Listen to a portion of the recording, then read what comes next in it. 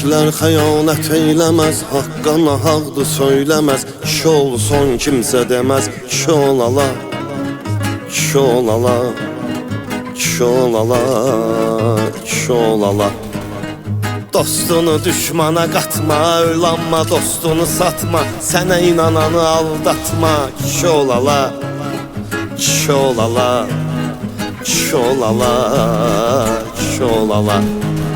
Özgəyə yox özünə dedim, düz baxa-baxa gözünə dedim, çox insanın üzünə dedim. Kişi olala, kişi olala, kişi olala, kişi olala.